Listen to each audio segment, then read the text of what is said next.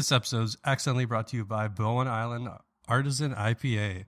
If this beer was any more artisanal, you'd have to buy these fuckers on Etsy. Let's go order some more.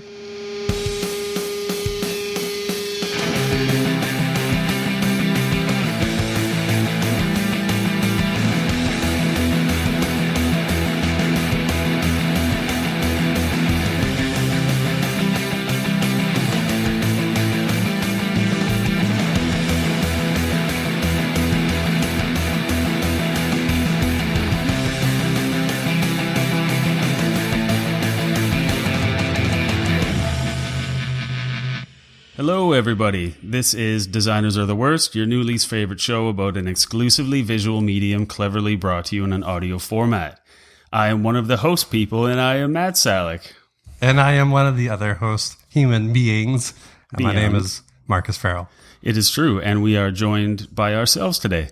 Yes, we have no guest because it's summertime and scheduling is difficult, and sometimes you just wing it and schedule it for later. So this week, let our presence be your present.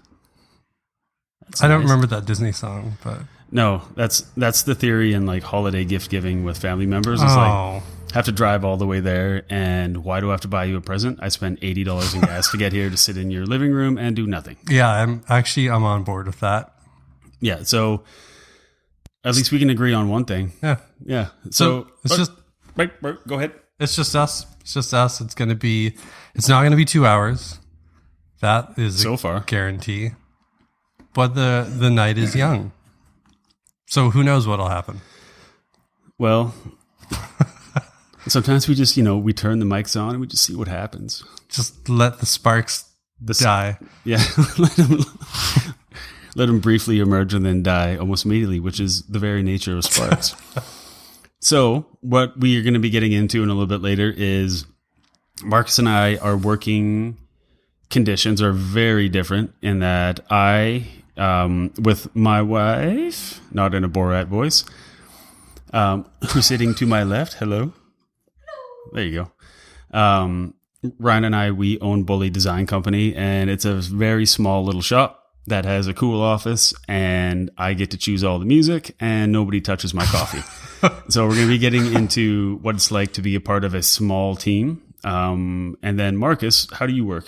So my day-to-day is usually spent between an office and my house, depending on how I'm feeling. So that's at Denny's? Yes, that's where I live consecutively. As soon as I roll in, they know to bring out unlimited hash browns. 3 skillets and a Budweiser. And if those fuckers are shredded, I send them back. Cubed, only double fried. Fuck right off. How do you shred a Budweiser? It's disgusting. So my day to day is mostly in a larger office with more people at a full on agency company, I guess. Sure. It doesn't call itself an agency, but we've got departments who act as one. Yeah, so we're going to be getting into our experience working in those types of environments, and I don't know. I think there's a lot to talk about there, and I have opinions on why it'd be cool if we were bigger, and then also opinions on when it's too big and stops being fun. Mm-hmm. And but also that's all just me dreaming it up because I don't know, I don't have experience with big studios. So. Yeah. And then in between there, I do side work projects as well, but they're on a much smaller scale, and then that's under another company, and that's just me. And yeah, so those ones are like I handle communications, everything else, and payment and everything. Yeah, and I do that as well because it's just a habit at this point. I had a contract in Eastern Canada for years with this one guy that would just consistently send work, and the work was great, and they paid on time all the time. And so yeah, it's even when you own your own business, you can still work for other people. So We'll get into all that. We didn't hear any feedback from anybody from the last 4 shows, so we assume it's going perfectly. Man, where are all the sponsors? Well, we heard that Bowen Island has unknowingly and probably reluctantly endorsing this show. So yeah, God bless you and keep you, Bowen Island. And on a truth note, yes, we are not getting paid by Bowen Island. They did not provide the beer. They did not provide anything, hence the accidentally. But on a note, I do like Bowen Island beer. It is good, as like a standard beer. Yeah. And we're dual purposing the beer because typically you give, say, a brewery, $10 for a 6-pack of beer, and you really only utilize the inside of the can. Mm-hmm. Because we're such creatively minded people and so ahead of the curve, is that worth saying there's an outside to the can. Not sure if anybody's seen those before, but we can use those to our advantage by making them probably borderline illegally sponsor and endorse our views. So yeah. When I was writing the fake slogan for this, a lot of them were nautical themed, and they always ended up with like a boat crashing. And I figured that would be the worst thing to say. Even though I just said it, that would be not the course of action. Nautical theme to go in, and I didn't do it. But over the weekend, I was in Vancouver area, and a bunch of us went to Port Moody, and you're wondering, why the fuck would you go to Port Moody? Or you're wondering, what the hell is Port Moody? Oh, right. So because we have 7 listeners, I think, from Vietnam. Oh, wonderful. Yeah, I'll show you the countries later. But yeah, so for those of you in Vietnam and Italy, and I know you're out there, Marcus will explain what Port Moody is. I will also not say good morning, Vietnam.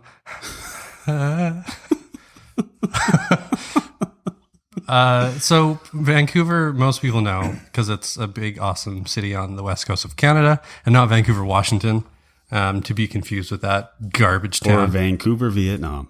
It's true. I've heard that they've changed their capital to Vancouver. Yep. So Vancouver has a lot of areas. Port Moody is not part of that because it's a whole other city. So it's to the east. Is it? Yeah, it's to the east of Vancouver. It would have to be because the west is straight into the Pacific. Well, it is, but I couldn't remember if it was like northeast or... Anyways, so Port Moody has what I believe they call it beer alley or like beer something. Mm-hmm. So there's like 4 breweries in a row. Well, 3 that are tight together, and then the 4th one that's Moody Ales, mm-hmm. which is just down the road. But there's Parkside, Yellow Dog, and then Twin Sails, all within like a block. And that's cool. They have that on commercial as well. They have like Strange Fellows and a few. Ryan and I went there after. Well, you just went and saw Eagles of Death Metal, mm-hmm. and then when we went to see, all of us went to see Eagles of Death Metal 2 years ago. You went home the following day, and then Ryan and I went and got one of the drunkest we've ever been, and we had an evening nap, and then woke up and went for dinner. And last thing I remember was leaving. No, I don't remember leaving the tiki bar, but I remember the tiki bar. He left us some umbrellas, and that was it. And I left my credit card there. Classy move. So it was fun to see like the 3 breweries because they're all so different in branding and design as well. And like Parkside is, you can check it out online, but Parkside Brewery, their labels are a bit more colorful. They're very much like the Stanley Park rebrand. Sort of, yeah. So they've I'm not sure who came out first with that, though. Ooh. Controversy. So yeah, there are few of their staples, like their pale ale and then their other ale stuff. Those ones are like park beach scenes, and they're really colorful. And then they have other ones now that are like tall cans some are a bit more plain labels, and I actually really like those. And then the other ones were different. But at the end of the day, after drinking all of that beer, it really doesn't matter what it looks like because it's what it tastes like. Yeah. And to be fair, Vancouver has a lot of really good labels. They have one of my favorite, and I encourage everyone to look it up, is Steel and Oak Brewing. It's like the plainest label you can kind of find. Well, that I've seen in quite some time. It's just a giant S and O on it's red. It's on a white label. They do like special versions where the colors are kind of inverted or whatever, but I can always see it from the other side of the store. Yeah. And the beer is really good. So, but yeah, you're totally right. There's a point where you've had enough where who cares what it looks like anymore? Yeah, I mean, and then we went to Yellow Dog, and like their insides were definitely more like yellow and black and wood, and it was fucking hot in there. So we ended up going outside, and then like Twin Sails is all their shit is like pretty simple looking cans with like the name and then a illustration or like a logo even. Yeah. Or like an icon more or less. And those ones I don't mind, but the beer themselves, like I love the Twin Sails beer. It's I don't think so I've ever good. had it. Oh man, it's all from when we were there, all they had majority of were IPAs and they were all so good. One thing, and we'll post photos of all these beer cans because why not? So you know what we're talking about. Up at designersoftheworst.com. Just check out this episode.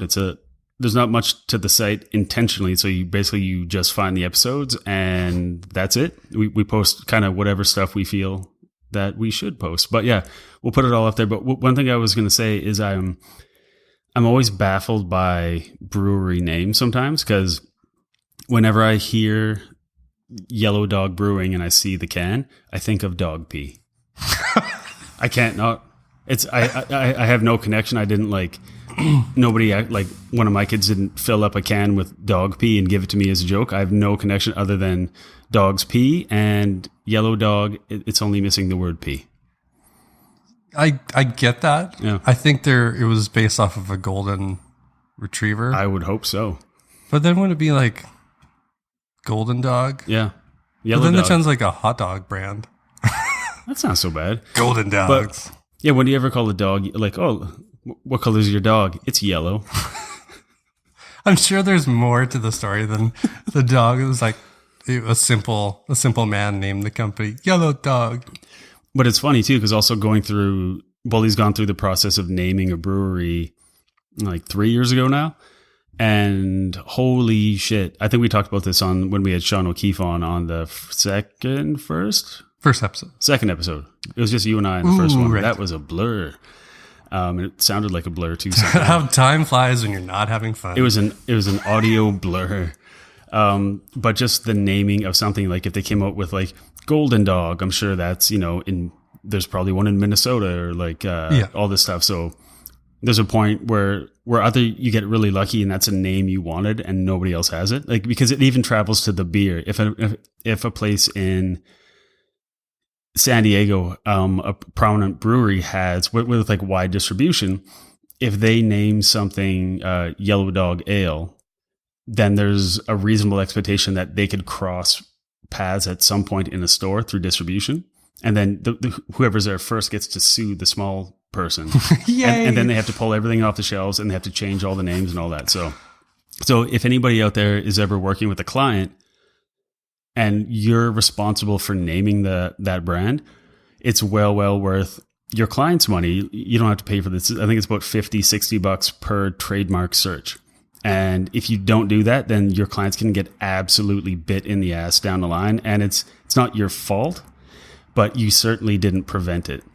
There have been cases that I've heard about with clothing companies like streetwear brands and all that, where they come out in America and they get really popular, and then they've only registered their name in America, but then a place in, say, Indonesia that has a textile factory and manufacturing capabilities, they can actually register that name in Indonesia and start producing those clothes, modify the designs, but put the name on them. And there's nothing the original brand in America can do about it.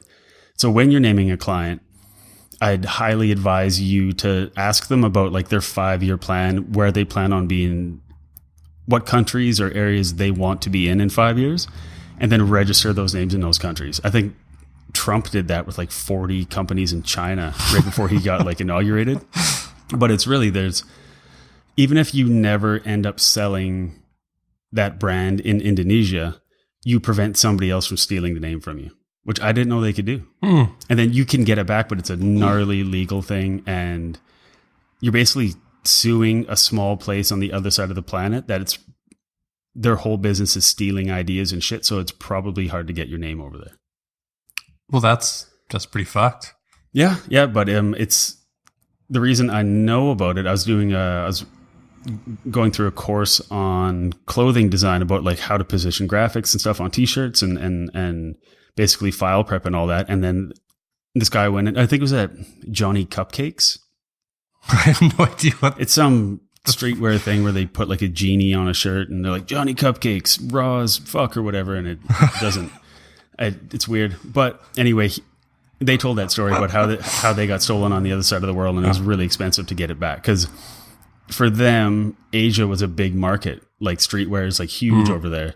So it prevented them from making money over there until they had to like go through this fucked up legal battle and then win it and then replace the rip-off clothes with their clothes and hope people still wanted to buy it, even though it was more expensive. And I don't know, it's a big thing, but it made me very much aware that any good idea is easily stolen. And are you thinking specifically of physical goods? Yes, based on that example. I'm not sure like digital properties, because how do you say like if Dropbox originated, I'm guessing in Silicon Valley, something like that. I know their offices are there. If they had a user in England, would they have to be a registered company in England, even though it's just a sign up and a digital product? Maybe if they have an office there. Maybe, I don't know. It's hard to say. It depends. Maybe it all depends on where the transactions happen, like who that happens through, where they're located. But I really have, fuck if I know. But that could be a good idea for a future show, getting somebody in here who runs, like a product, and having somebody from their legal squad or like somebody who works with the legal team because Ryan and I were talking about the other day about how the whole copyright thing, like with what we do with our clients, it's kind of minimal. It's up to them to copyright it. But when you're running a product, that's got to be a huge thing to make sure nobody steals any part of it. I remember back when the internet was in like the Wild West days when it first started up, and Microsoft let their domain lapse, I think. And then somebody bought it right away. And Microsoft had to pay.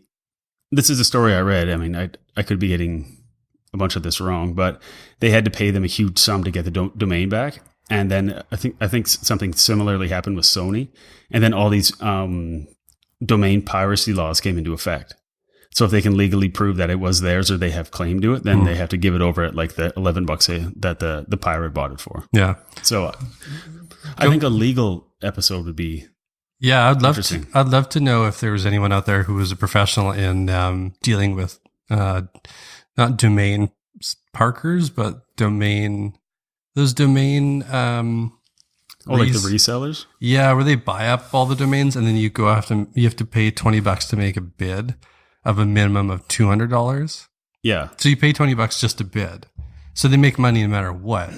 And then, so we recently, we didn't have to deal with it, but we were advising a client because they were looking at getting a different domain.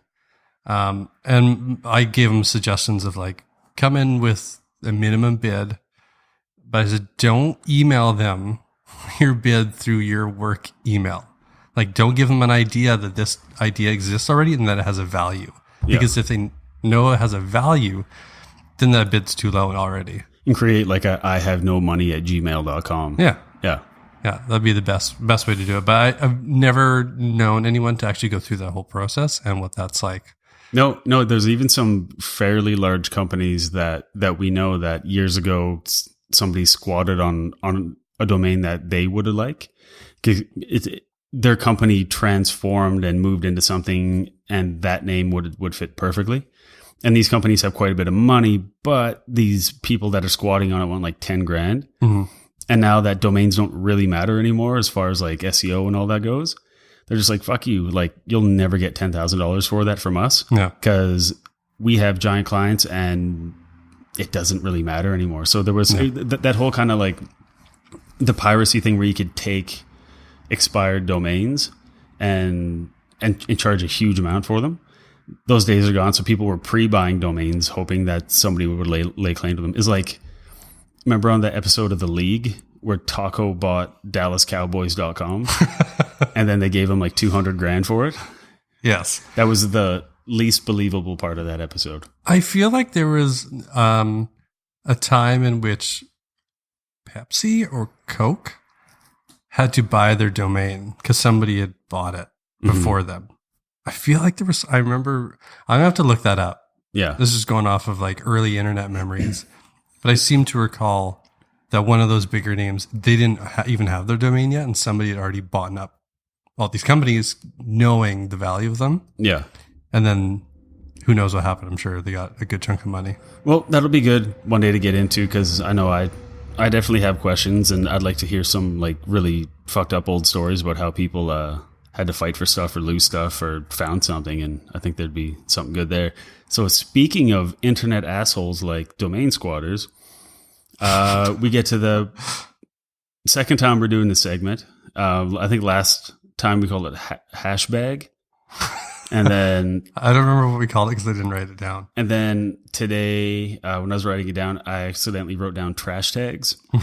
They're all stupid puns. I actually like that a little bit better. Okay, so what we did is we typed "designers are the worst" into Twitter.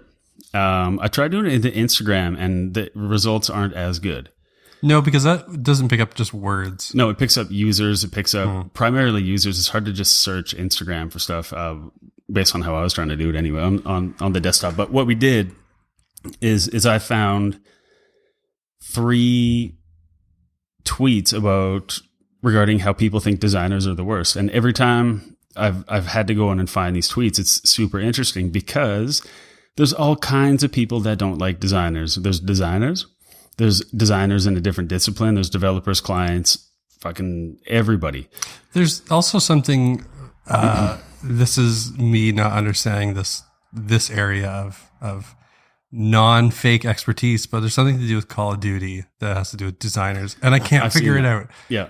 Because there's too many goddamn acronyms, and I don't play Call of Duty anymore. So I don't even know what the fuck they're talking about.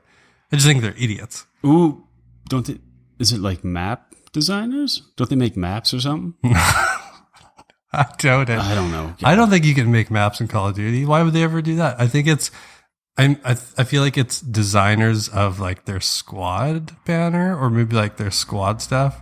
This is going to be really hilarious to somebody who actually plays this and knows what. Yeah, if anybody plays Call of Duty and knows how design fits into it at all, aside from like the marketing and the actual design of the game, once it's out in like the Yahoo's hands, what is designed after that? I don't know. But yeah, I saw that a bunch too. But if you have questions about Dark Souls, come at me. That's a video game. Is that the Johnny Depp no, that's a series. Dark Shadows? That's a series. Oh God. Movie that probably nobody has watched. Not even Johnny Depp. Including Johnny Depp. He was asked about, where was that terrible movie he did? He was the spy. The Tourist with Angelina Jolie. Well, not only The Tourist. It was that one, but he did another shitty one after that. He was asked if he even watched it, and he's like, no. Didn't even watch it. No. It's terrible. Cash the checks, go to France, buy. Apparently he was spending about $2 million a month for almost a year on like wine and houses and parties and fun. Well, you can't take it with you, so. No, and you can't leave it to your kids is how Johnny Depp also thinks about it. So the first tweet that I found was from Tsipora Kaplan. If I'm pronouncing that wrong, it's because I don't know how to say it. And you can find them on Twitter at Madeswethen. Madeswethen? Mad as a wee then.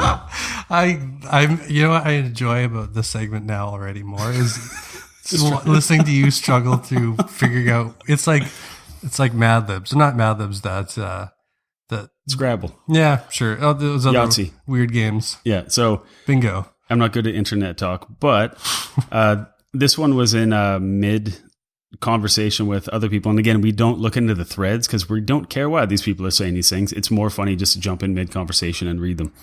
So this one was surprising, but I back it because I think the message is positive. So at Mad as a We Then says, as always, racists are the worst graphic designers.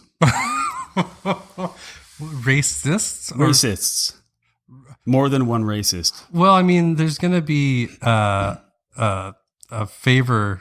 A favor? No, a preference to pick Like a bias? one shade over another. So yes, they would be. Is this your personal belief?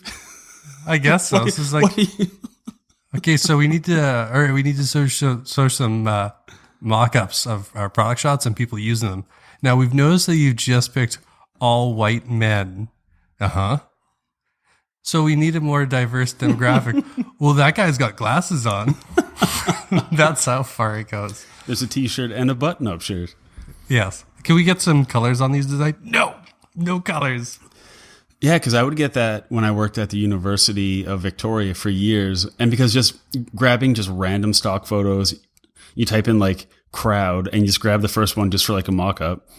And then after you've presented it, you realize that you accidentally picked all white people in all the photos because that's what a lot of stock photography is. And then they're like, can we get some more diversity in here? I'm like, I didn't take the photo. You should contact the photographer. And again, these photos aren't what's going to be there. These are placeholders, but people can't get past the placeholders. So I learned after a while that every photo had to be super diverse. And then what I found then was people were saying, it's not really representative of the student body. It's not that diverse. So, yeah. So it's a case of, you got your peanut butter, my chocolate, and my chocolate, your peanut butter. And even if you put in the fake photos and like blurred people's faces or like all black and white, put emojis on them, people like, yeah, I'm not too sure about these emoji faces. Is that in the final designs? Are there more colors you could choose from? So yeah, there's a huge thing where diversity is beyond more important than having something good, even though diversity can be included at any point easily, but a lot of people have a hard time seeing past it. But your premise of a racist refusing to put diverse photos in a design, I think that's kind of good. Not for the world, but it would be hilarious to work beside that person that's just like Randy's all pissed off. Like, no, I'm not putting, no. Or they get a client and then the first... they've worked with them forever because it's been just via email, and then they have a hangout with them over Google and they see them and they just hang up and they walk away. I can't do this, Bill. Did you see him? Well, it reminds me of that Clients from Hell from years ago. Yeah. Started by, I think, Andrew Wilkinson, owns a Metal Lab and all that. They started that years ago. Allegedly.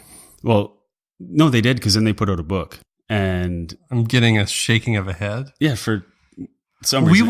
We will confirm that when Andrew's on the show. Yeah, so there was one that went up there. It was on Tumblr, and it was a quote from a client saying, "Is there any way that when you design the website for the daycare that you can prevent gay people from looking at it?" Which 90% of me believes somebody made that up and submitted it to the site to be funny. But there's that 10% where you're like, what if? Just what if? Yeah, there is a what if, because there's always things that clients have said in meetings or in emails, mostly in meetings because there's no rereading of it or proofing of it, that you kind of do mannequin face and save your expressions till after. And then you go, what the fuck was that? Did anybody else hear that? Yeah. So how much do I want to yell, and how much do I want to get paid? And yeah, there are times where you have to get paid. So I guess this is an issue for this one person. Yeah. And I don't want to stick up for the racist, but you're really generalizing. Because how are they all bad designers? That's true. Yeah. So I think this is racist against racist designers in a way. Oh, God. So anyway, maybe this will get us a letter. Read my Medium post find out what I really think. So yeah, the next one we have is from Myth Slips, Shruggy emoticon, and 100 with 2 lines under it. Well, I have to paint a picture. What's Myth Slip? That's their name, and it's at @slipsx_, which is very catchy. It's like the old snowboarding game. Oh, By the way, there will be lots of unfortunate video game references that I will only get, or only a select few. So I pre-apologize. I saw that one the other day that Atari made in the 80s where it was Custard's Revenge, and it was General Custard, but he was nude with a boner.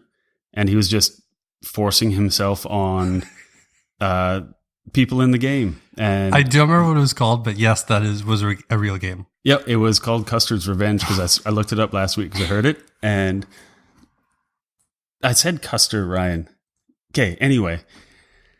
So what was... This is why it derails it when we go off to the side. Yes, I know. I said custard. It's not custard. It's not dessert's revenge. Rice pudding's revenge. Yeah, it's trifle's revenge. So what was the tweet? The tweet from @MythSlips Shruggy Emoticon 100 with 2 lines under it was, designers are some of the worst people on Twitter. Stay well away from them. And I can vouch for that because some people get real nasty about one person misidentifies a typeface and just people just start piling shit on them. Like, before you go off pretending you know everything, why don't you look something up?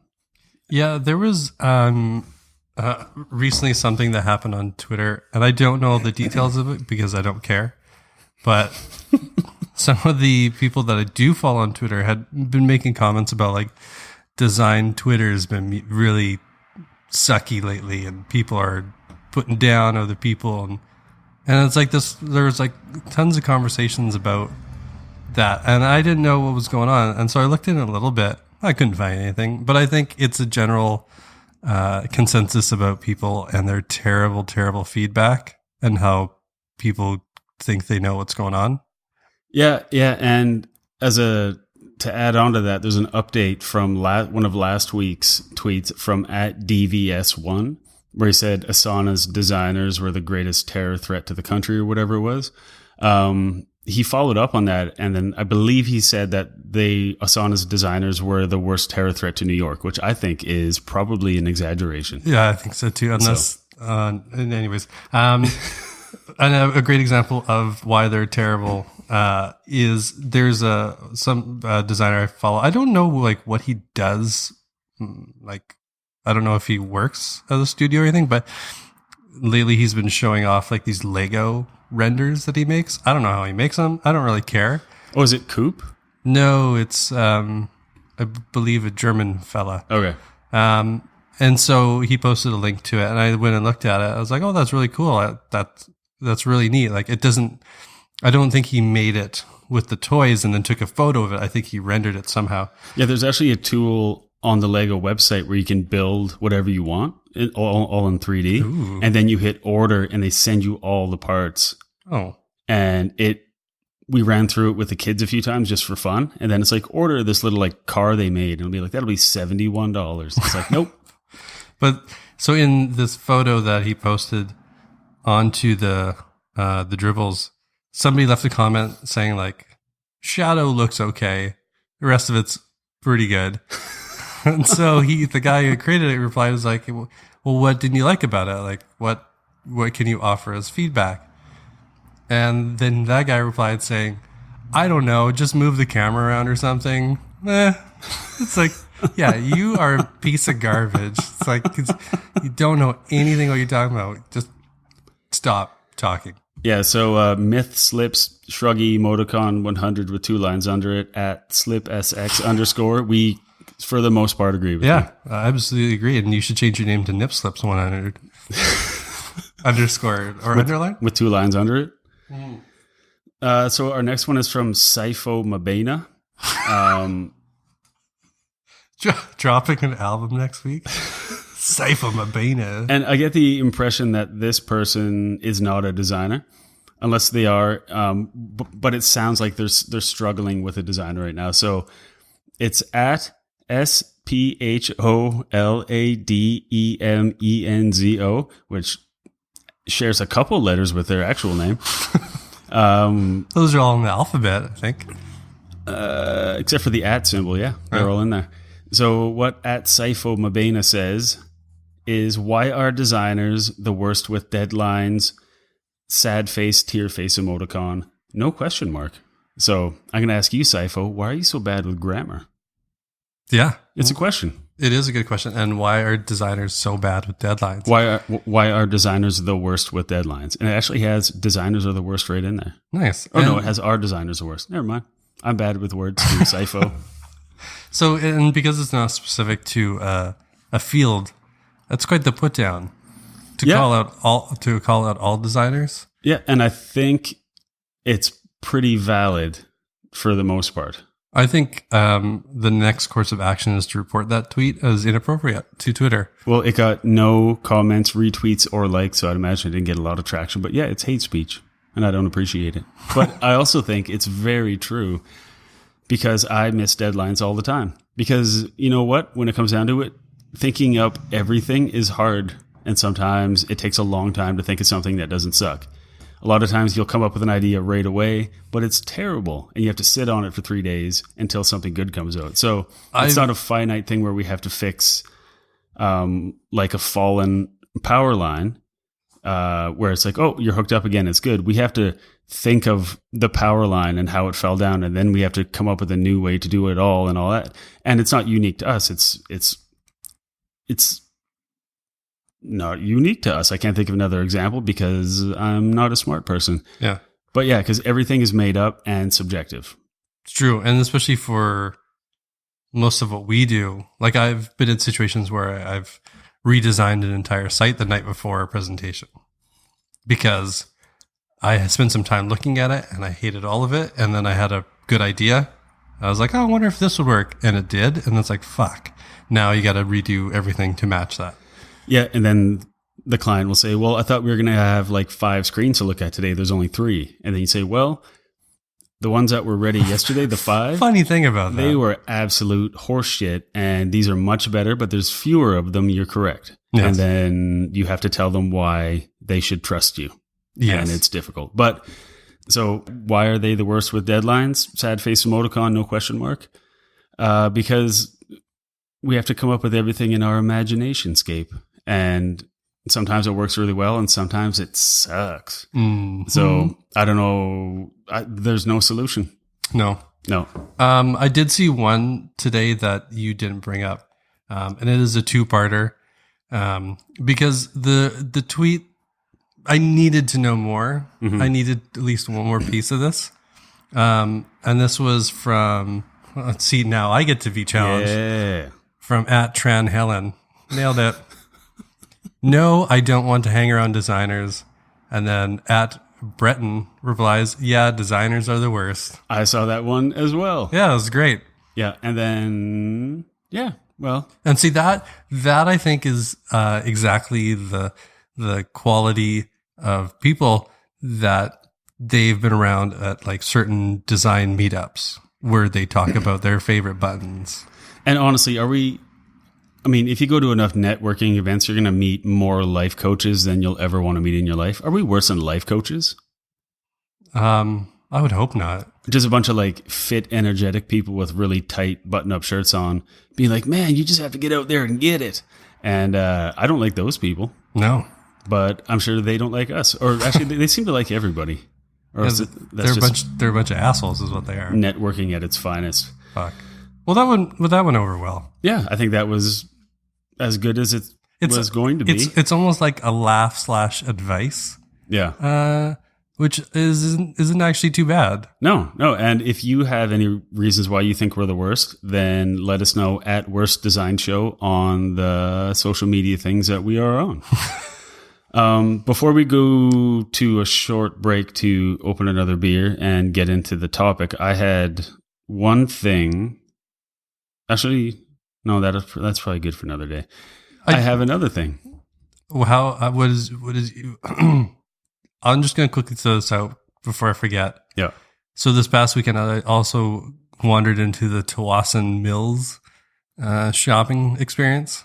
Oh, yeah, that's a place outside of Vancouver. Yeah. Is that the new mega mall Yeah, thing? So west of Vancouver is Tawasin, which is where the ferry terminals are that take you over to Victoria. And they built this huge new shopping center there. It's fucking massive. And we went inside, and every store was garbage, and the floors looked like gymnasiums. I don't often give 2 rats about architecture or interior or industrial design. Yeah. No, it's not the same. Architecture, yeah. But that time I did. I felt like somebody had fucked up somewhere, because as soon as my significant other Jan mentioned that the floors looked like gym floors, I immediately started doing an impression of a basketball player and doing loud squeaks. Was it? Oh, Squeak, squeak, squeak, squeak. I thought you were going to say Dikembe Mutombo.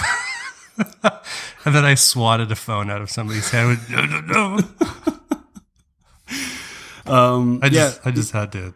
Yeah, fine architecture is fine. It's just part of the backdrop, but bad stuff is definitely terrible. And we should get some architects in here at some point and talk about what is, because I'm really fascinated by it only because I don't know much about it. And there's one thing I'm fascinated about where you have to make something super, super, super cool and huge, but it also has to have X amount of fire doors and all this kind of stuff. So how does that just never stop screwing with the design? At what point do you get over it and say, all right, our idea is going to be, it's going to have a black eye because of regulation. So let's make it as cool as we can. Or do they cheat? But I don't think we're going to get one to admit that they did that. No. And I mean, you want to talk about budgets, like, and dealing within those, like that's even on a much grander scale. Yeah. That's even to get out of the approval stage. I mean, to get one of those like models made, if you've ever been into like a condo sales center, they have like the 3-foot tall model of the condo and little cars and a pond and crap outside.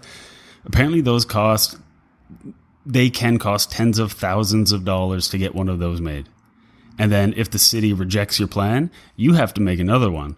And yeah, so it'd be really good to get into that process with an architect one day, and maybe a property developer, just about the marketing challenges too. Oh, that'd be good. Architect, land developer, marketer. Maybe a big, or maybe they hate each other. I don't know. Look at those ideas. I'll figure it out. But yeah, I was just curious what you think, Marcus, about the show so far. Not today, because obviously today's perfect. But just having your voice up on the internet in 4 different episodes. And what do you think about being a podcast person? It's great because I don't listen to it. Yeah, I have to because I have to kind of edit it. Yeah, I know. I think I've said that before, that it's great that I don't have to listen to it. But it's even better when nobody tells me that they, that they listen to it. It's not that I don't appreciate the support of any. But I'm a pretty, I don't want to say humble, but it's you don't want to talk about the shit that you do. I don't like attention in that way. Yeah. I don't like to really, I don't like to, I never toot my own horn if I don't have to. So like if somebody's like, oh, I really like those designs. I'm like, oh, thanks. I don't want to talk about this anymore. Yeah. It just makes me uncomfortable and I don't like it. But other than that, being honest, it's been pretty fun because we've had some pretty interesting guests on here so far. Yeah. I mean, it's still early, but I've learned a shit ton. Yeah, it's been cool. And I feel like I have a much broader appreciation for things, which makes me dislike things less. I have also disliked things less. And once I kind of open up the possibility of like what constitutes a designer. And when we started this, my thought was anyone that puts words and pictures on things or makes a thing out of nothing. Yeah. And then you start looking around and we found a guy in town that is building his own like crazy Munster style Addams Family hot rod. There's a company in town where they design crazy high performance mountain bikes. And there's just like, once we get out of our little bubble of like, we make apps and we make logos and all that stuff, which is all valid too. But once you're in it for so long, you forget that other people do shit too. Yeah. A couple months ago, I had a conversation at a barbecue with a UI designer for medical equipment. Yeah. And that was super fascinating to me, which reminds me, I should try and track that person down and have them on, because I fired them so many questions that they'd never been asked before, because I don't think anybody's ever been interested in it. But we talk about a different type of client. That's a weird client, because now you have to design it for doctors and nurses and whoever else is using it in the medical field, which is totally different than somebody like, okay, so it's got to work on your phone and on your computer. And well, it's also the stakes are higher. Yeah. Where if it's difficult to use this, like, child is going to die. So it's not just like, I'm trouble accessing my card. It's like, my breathing's slowing. Like, goddamn medical interface. The colors are all off. Yeah. Of course, they went with a gradient. God. Everyone's so in love with that new Instagram logo. Yeah, I agree. It's cool to speak to people, even people that we know. Like last week when we spoke to Stu and Chris Dobell, I learned stuff. I've known them for a few years, and we've talked a bunch, especially about design and painting and all that. And there's stuff that I didn't know about before, and it made me want to have them on again. And apparently they liked it because Chris was messaging me while he was listening last night and said it was pretty cool and that it's not too terrible. So that's a big endorsement. One thing I've enjoyed about it is, which is the opposite of enjoying about it, is listening to myself throughout the whole thing. And apparently when I'm on the microphone, I swear way more than I normally do. And I talk way more than I do. So I'm going to be making a big effort to stop saying fucking shit at the end of every sentence or at the beginning of every sentence. Yeah. I was like, oh, why are these so long? It's like, oh, because you talked for 45 minutes of it. You effing idiot. So yeah, self-realization. Yeah, it's like walking around with, like, instead of a GoPro attached to like a selfie stick or whatever, you have a mirror and you're staring at your head all day and you're like, I am a disgusting monster. It's like that. I don't know if you've seen the movie. Is it Mr. Wonderful? It was the movie with Viggo Mortensen where he's that father. Oh, father Captain Fantastic. Yeah, I heard what did I say? Mr. Wonderful. Holy shit! You know that movie, Mr. Wonderful? Sounds like a wrestler thing. Captain Fantastic. Yeah, there's a scene where he's driving and his daughter reads a book and he's like, "What did you think about it?" And she says, "It was interesting." And he's like, "Don't use that word. That's not a real word. That's how you describe it. Actually come up with the sentence like how you describe it." And I enjoyed that. Yeah. So that's where sometimes putting fucking shit in there is like a filler for I can't think of anything right now. Well, especially last week with the Dobells, we were drinking way more beer than we typically do during a recording, and it got a little loose. Hence the unintentional pee breaks from myself. Yeah, which wasn't a... There's another part of it. It was like, oh yeah, Marcus kind of motioned for like, hey, maybe we'll take a break. And I was like, we're good. And then he just got up and had to go piss. So yeah. Please, I don't want to pee in your chair. Yeah, so I guess from now the code is yellow dog if you have to get up and have time in the other room. Yellow dog. Oh, that's good. So yeah, we're going to take a quick thing now while you listen to the original music that we originally downloaded from YouTube. And we're going to come back and talk about the difference between working in a larger studio agency thing and being in a smaller studio agency thing.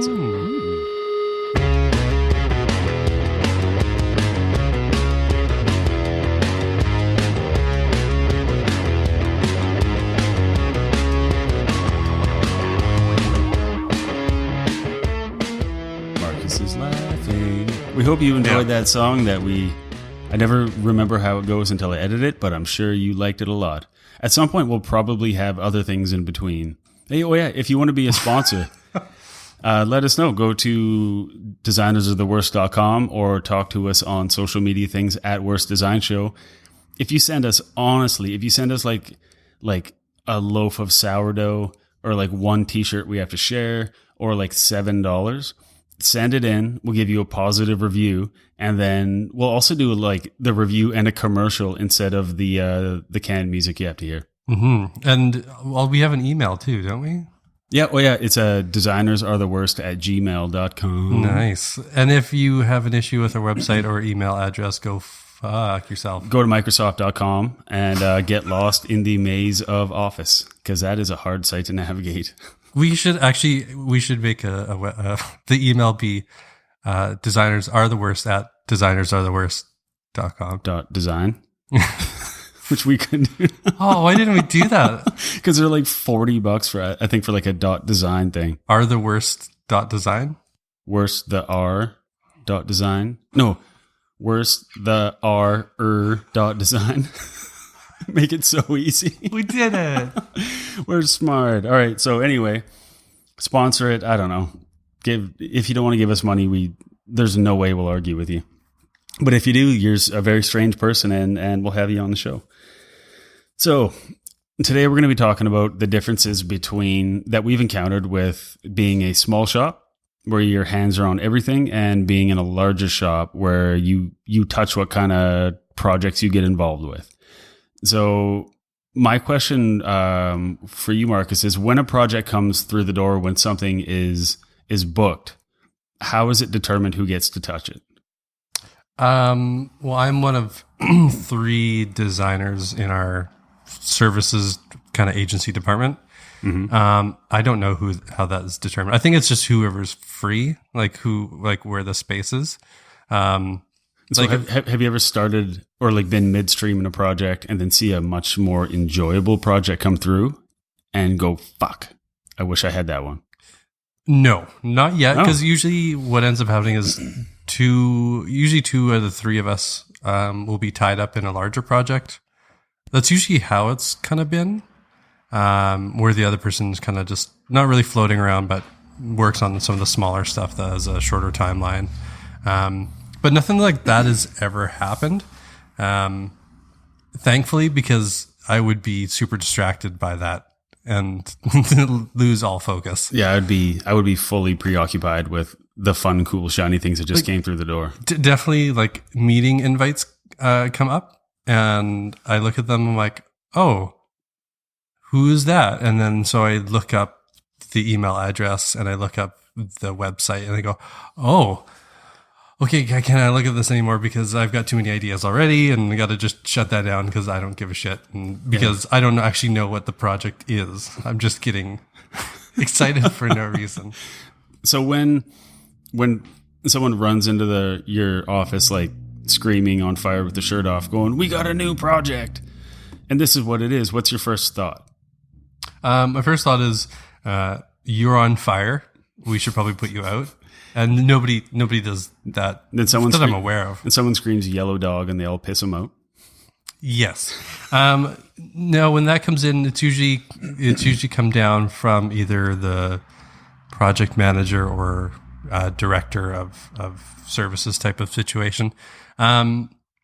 And usually I have too many questions that they don't have answers for because I'm immediately pumped up. It's the new thing and you want to dive in. So I'm immediately I'm overthinking things. I'm jumping too far ahead. I'm asking too many questions. I'm getting overexcited. And that has happened too many times where now I start to come at it with a bit more realistic approach and kind of just try and calm it down and try to not ask too many questions. But it's the type of questions where I ask it and then I contradict myself and then end up talking to myself in front of somebody for a while. So just like this. Yeah. With a larger agency, like with us at Bully, everything that gets designed is something that I've touched. And not just touch, it's something that I've created from nothing and then finished. So with a larger agency, in my head, I picture that there is collaboration at some level. Or in your experience, is it more siloed or is it pretty open? Do you guys I hear people say we're doing a design jam. And to me, that just sounds like a nightmare. So I'm why do we have to hear all the bad ideas? Why we can't just have good ideas? But I also understand that's part of the process. And that's me working alone for 18 years. Yeah. I mean, there's definitely if you're working on a project with somebody, there's a lot more collaboration. The other 2 designers, when there's 2 of you working on kind of the same items, you have to collaborate. We definitely don't have any design jams. We have good. We have talked about getting together, putting on a Fish album, and then just giving her for 4 hours in front of a Seattle crowd. Let Trey Anastasio tell us what to do with his supreme noodling. Yeah, with his finger noodles. But no, his finger noodles.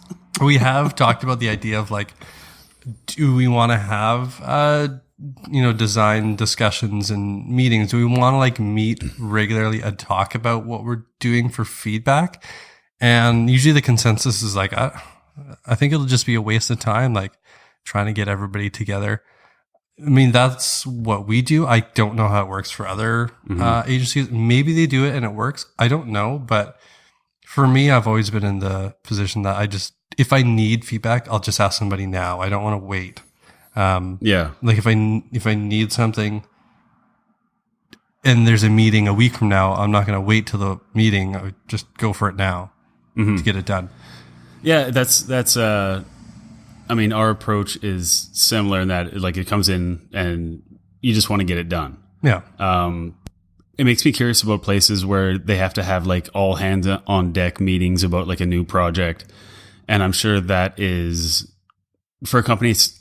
I mean, I mentioned them before, like a Dropbox or something, because you're working on your own shit all the time. Mm-hmm. You all have to be on the same wavelength when it comes to producing stuff to, make that shit as cool as possible, but also very consistent.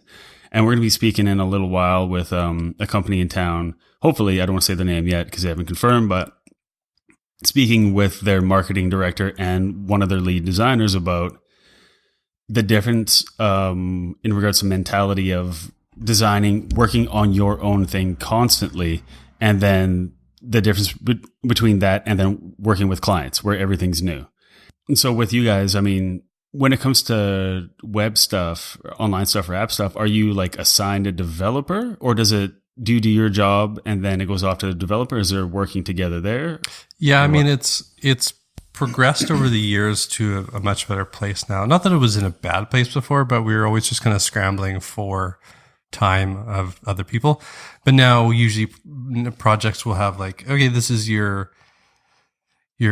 contact, your manager, your project manager, what have you. This is your designer or design team. And then here's your developers. And they've got it down pretty well to like what developers are working on what.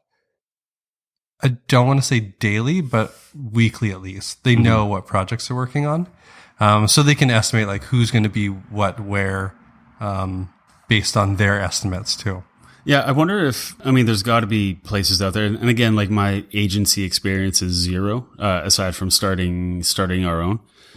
So I have no clue how people do stuff, but there has to be people out there where it's like Saturday Night Live. Like when you're new on the cast, you got to kind of write your own shit and try and get it into the pile where they read stuff to get stuff hopefully to be accepted. And there's some like growing pains in that, like your shit gets thrown to the bottom of the pile and rarely accepted unless it's super, super good. That's just kind of like the first year or two of being on the show. You hear like Seth Meyers and stuff talk about in interviews, and if you listen to enough WTF with Mark Maron, you've heard every cast member ever of SNL, and they all kind of have the same story. Where eventually, once they get past the point where trying to convince people that they got funny shit to say and can develop characters and all that, which is the same as design. Like, hey, I have an idea for this and this and this, and this is how it'll be fleshed out. Then a developer coming in, like a writer on SNL, because the performers will pair up with a writer. And they kind of form teams throughout, and they stick by each other and they write stuff for that performer. So it's a performer and a writer writing stuff for a performer, coming up with ideas. Right. Where that's got to be at some point in some companies, which now that I'm saying it out loud, it sounds like it would work really well. Being paired up with a developer, no matter the project. So seeing it through until the end, and then you're working together, and you work together so much you develop like a shorthand and things go smoothly. So it's like pairing up good personalities and working styles and skill sets. And then I wonder if there is an advantage to just keeping people in like duos or like small teams forever. I mean, it's good to mix it up, but it's also good to have like a developer there early on, especially like if you're doing a website or what have you, to be there in the wireframe stages to get that understanding of what's going on prior to getting the final designs, and there being a surprise or being like, ooh, this isn't going to be able to happen in the time that you've allotted for me. Yeah. To put up those red flags early on, or to even work with you on compromises of like, can't do this, but we can do this and this and this. Well, that's kind of like the SNL thing where a character or like an actor on it will bring an idea like, hey, the sketch and this and this and this. And the writer's going, that's awesome. But you're trying to establish like 12 unique characters with long backstories. Yeah. And the sketch is 6 minutes long. So let's start fucking editing because time won't allow for any of this stuff. So there is something to be said for having a developer that doesn't just take the work and says, yeah, okay, I can do it. And then come back later and you ask them how, or you come back and say, well, how's it going? And they're like, ugh, you guys just want to do too much. And you're like, 3 weeks ago, that would have been awesome to know because you just said, okay, no problem, and walked away. So in your situation, because you don't have a dedicated developer, right? We have contract developers, about 3. Yeah. But there's nobody in the shop. No. We used to have a full-time developer when Bully's changed structures over the years. It's been the way it is now for like 3 years or 4 years or something now, or whatever it is. But yeah, so we have dedicated developers that I work with, but they're contractors. So they take what I've done. We do all the UX and we send it to them and say, is there any fucking like huge pitfalls that you can see? Mm-hmm. And they're like, well, this might be weird, or I don't know how we're going to do this. And I'll adjust the UX plans before it gets off to the client. Like in a good project where there's lots of time, then that's what happens. Yeah. So you don't show them stuff prior to the developer seeing it. Yeah. First. Yeah. Cause I don't want to promise them too much. And then, show it to the developer and then be like, well, it's actually going to be way more than you initially told me, because you had some fucking hot idea, which is cool, but it's going to cost more to build out. So then you have to go back to the client and say, well, it's actually going to be more money. And they're like, well, why would you show me something I can't have? You're like, because I'm stupid. So in the past, have you sent like final designs to developers and then had to deal with that? Probably, yeah, like long time ago, but involving them at the UX stage now is really valuable. And especially for Ryan too, our account manager, project manager, knowing that the user has signed off on these UX plans and also the developer has seen them. Mm-hmm. There's like less surprises that'll come up in billing or expectation. So everybody's agreed that this is a fine idea, and then I'll design to that idea. But as far as working with a developer, like they work remotely. So they kind of hand in their work. I'm like, cool, this is fine. Tweak this, or wow, you were way off. And no, Ryan's shaking her head like the microphone picks it up. I'm not allowed to talk. No, because it's a design show. It's not a contradicting. Project managers are the worst. Yeah, so Ryan will be on another episode, and you can hear what she has to say about all this. But the thing is, like, in an ideal project, everybody signs off, everybody knows what's expected, and then that just goes forward. But a lot of times, we just have to do the UX plan and send it off and then show it to the developer. And they're like, yeah, that's fine.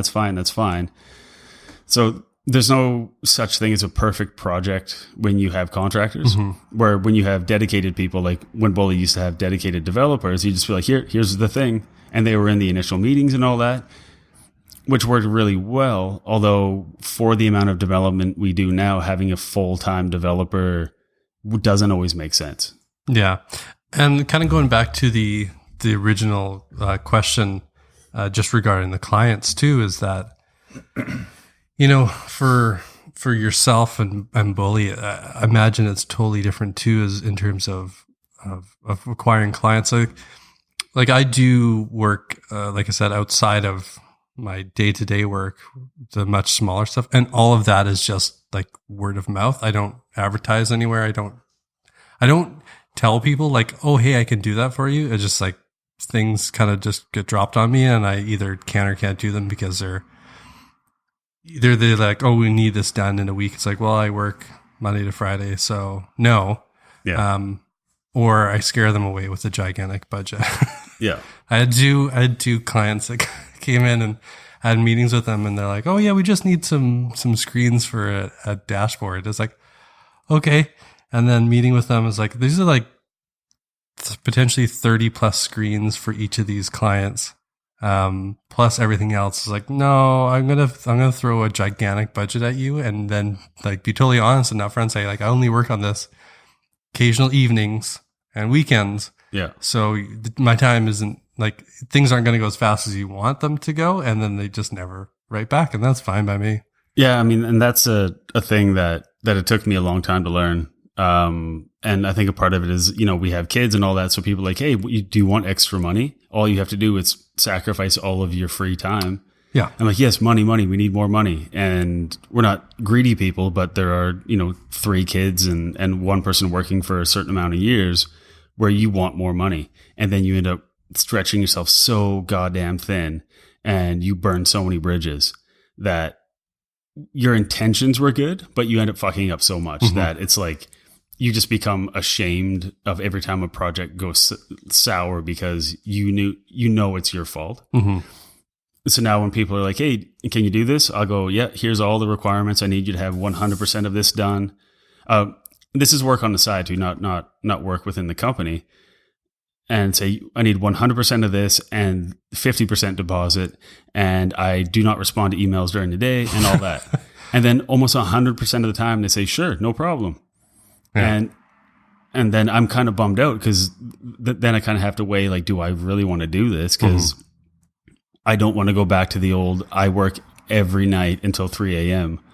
and don't see the kids on the weekends and all that kind of stuff. So it took a long time for me to just walk away from a project. There's a guy contacted me about 6 months ago, and it was just like these small little projects that were going to be like, there were print ads up in airports and stuff like that. It was fine. It would have been easy enough to do.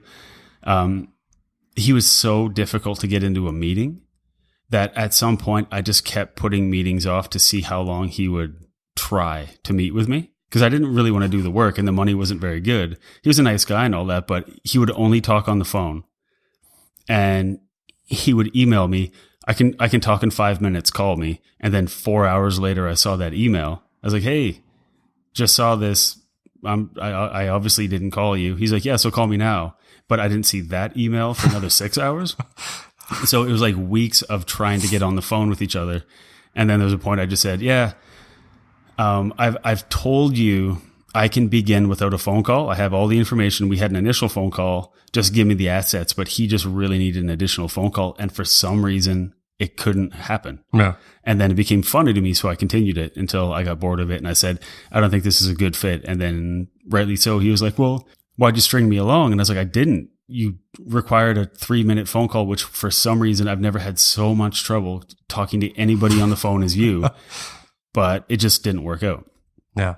So with, like, for myself and my outside work, like I said, you get everything yourself. Like, you answer the emails, you deal with payments and collecting and stuff like that, and everything imagine.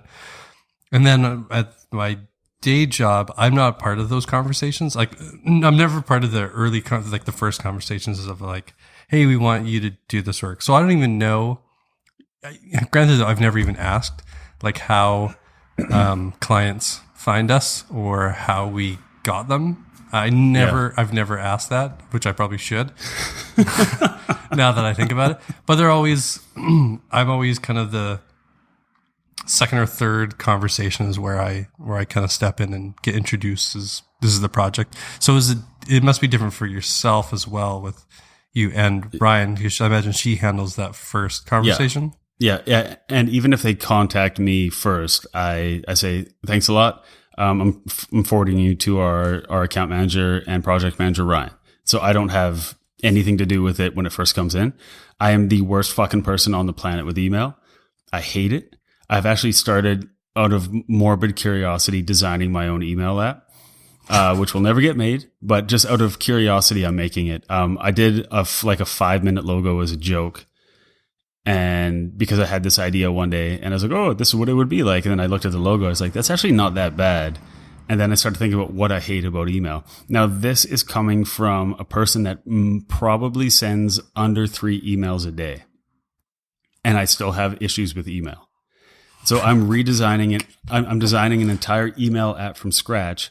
So the 3 I send a day are more pleasurable.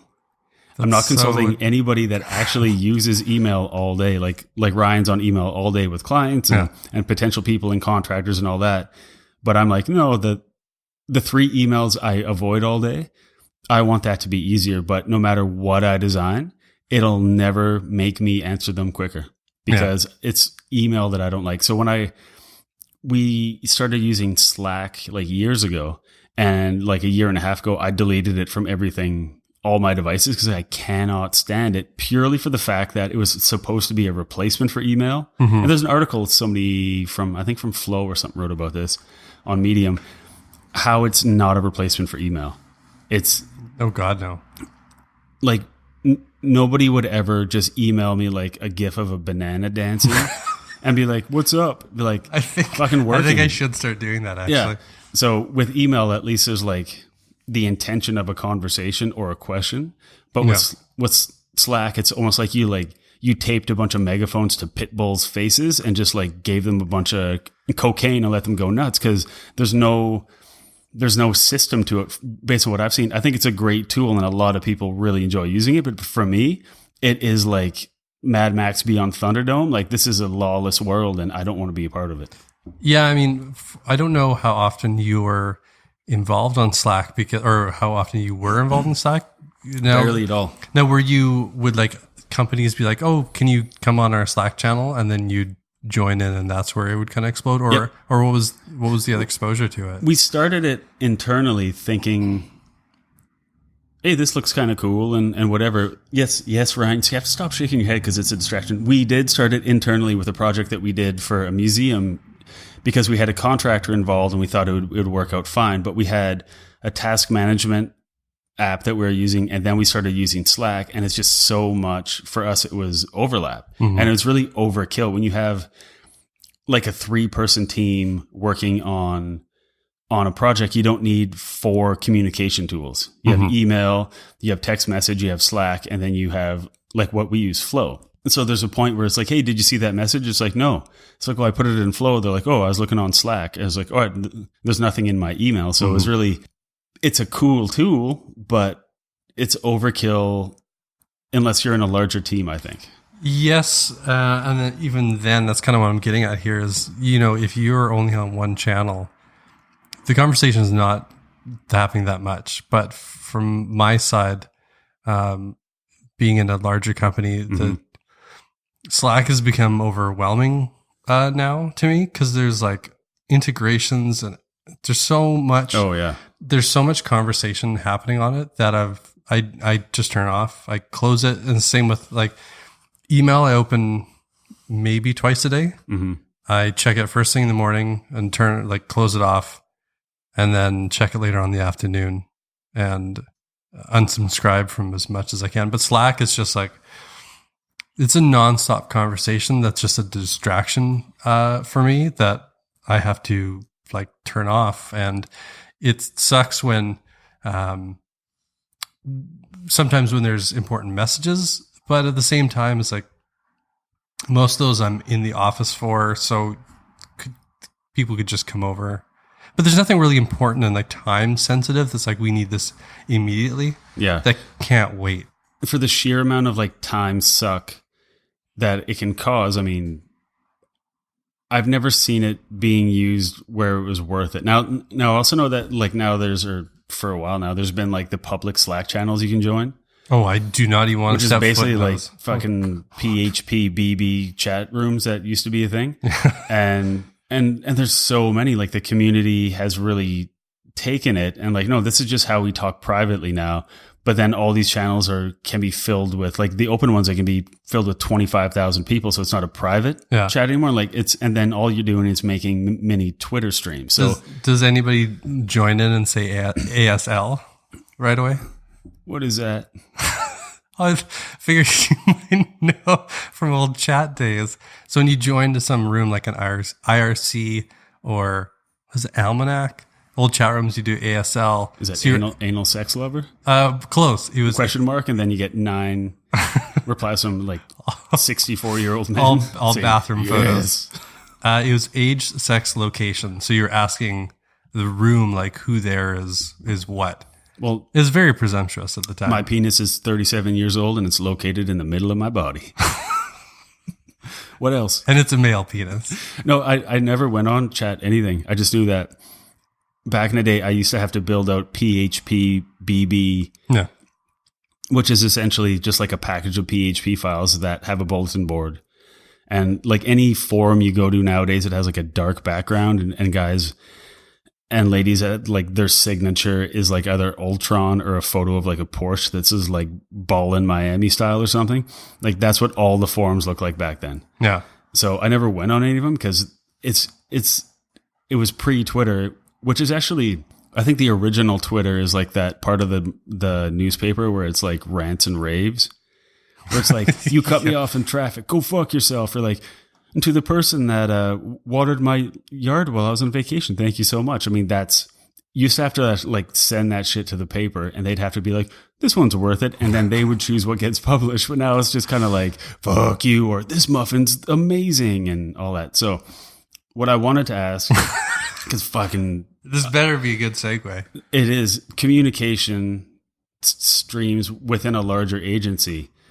Like, how many different types of communication tools do you guys use? Because I'm sure it comes down to preference for a lot of people. Well, if you consider a task manager to be a communication tool, then yeah, I'm gonna so email, Slack, task manager. In person, I'm gonna consider that one because of like bi-weekly meetings, like team meetings and stuff like that. Like the Walmart morning prayer where you all have to get each other fired up. I did that for a while at Walmart. Yeah. How was? Yeah, I moved back here and I needed a job, so I worked there at the grocery department. Anyways, the Walmart cheer, I just, you know, in movies when like the extras fake clap and fake do things and they don't actually like clap, they just move their hands. Yeah. That's what I did. I faked it all. I faked the moon landing if I could. So what did I say, like five or six? Slack, email, task management, face-to-face, bi-weekly meetings. Is that 4? Yeah.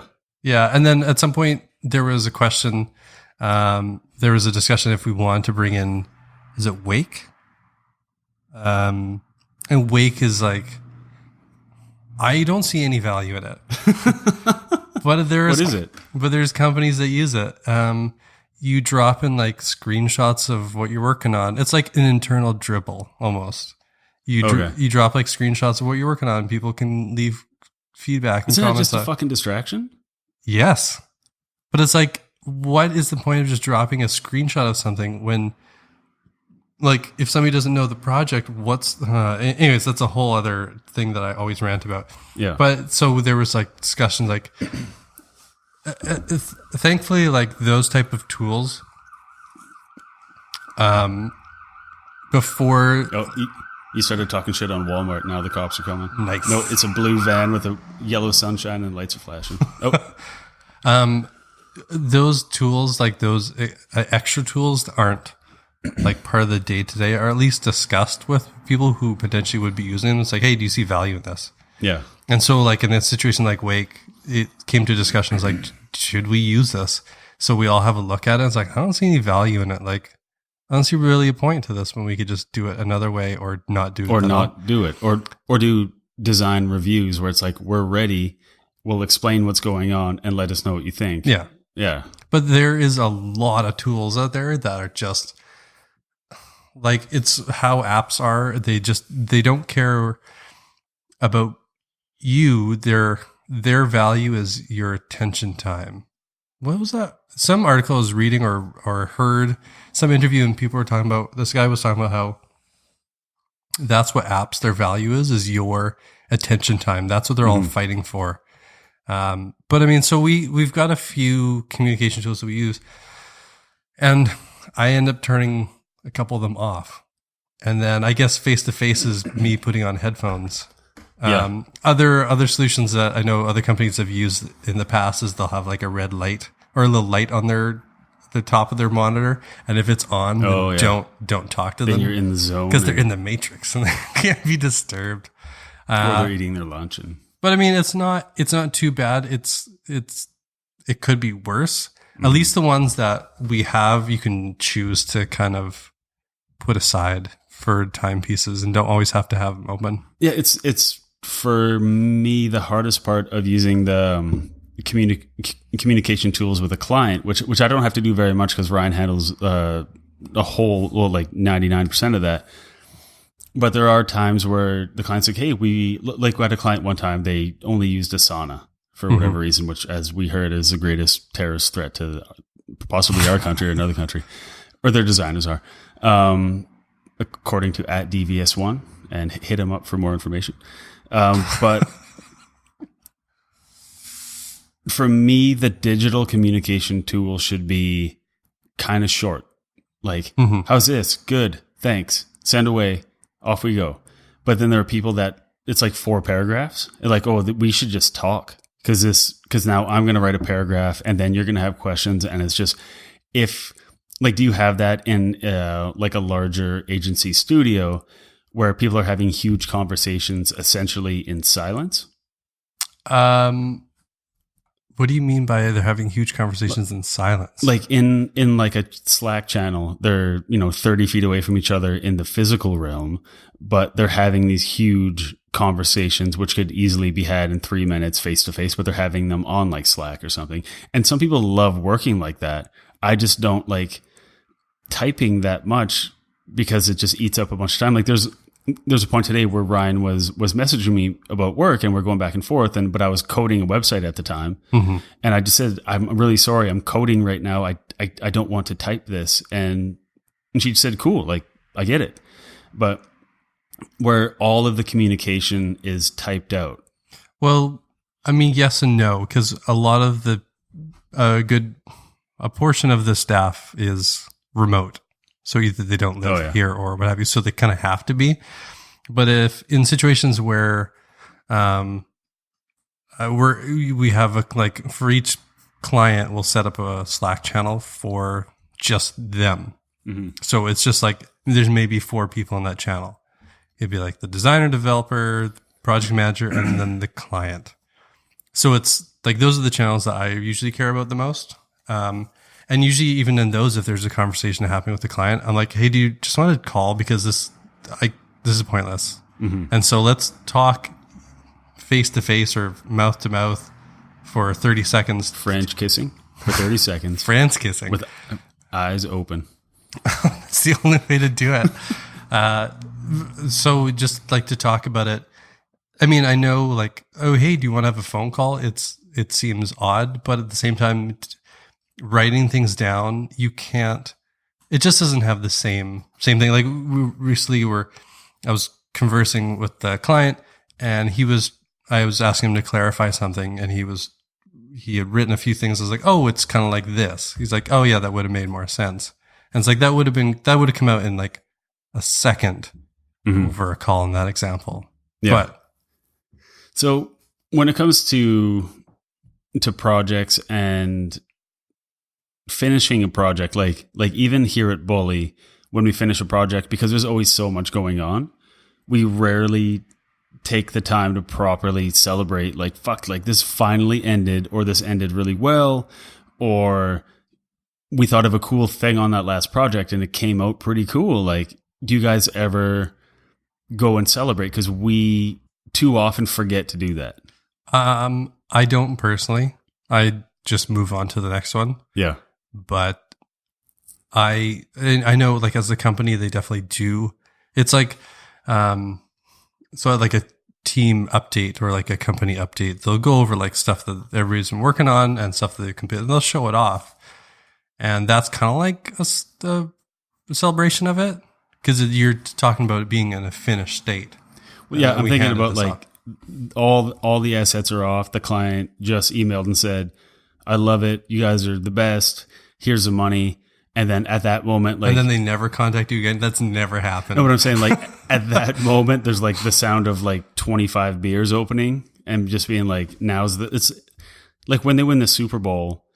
No, they don't wait to celebrate with like whoever won the NBA at the end of the year. Like, we've all done a fantastic job at our respective sports, and now we're going to celebrate together. I mean, is there ever that let's get fired up in whatever way you want to because we're done? No, I mean we've never done that, and I don't think I would feel comfortable doing that. Not because of like being around people. Yeah, it's just I'd rather not. Yeah, I just kind of like, okay, we did it. Let's take like sometimes I'll just take the afternoon to go home and like work on something else and then have a beer. Yeah, and be like, yeah, I was up all night doing this, and this is kind of my reward to myself. It's just like the crack of a beer by myself. I think that for us anyways, and it's being a smaller studio agency, whatever they're fucking, I don't know, people have so many words for it, a space where we create or whatever it is.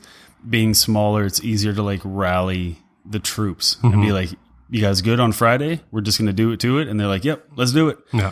but we don't have to get like 30 people together to like, oh, I have a volleyball tournament, or like we got cake. It's like I'm getting a bow tie made for my dog, so I have to go. We have a fitting at 7, and it's like, oh well, that's now the fun starting to ramp down once people start opting out. But even though there's like 18 people left, you're like, yeah, let's do it. You're like, oh, but that being said, the fun people don't want to go. I'm sure there are companies that do that. Oh yeah, but I feel like it's almost on par with getting a cake every time somebody has a birthday in the office. It gets university job.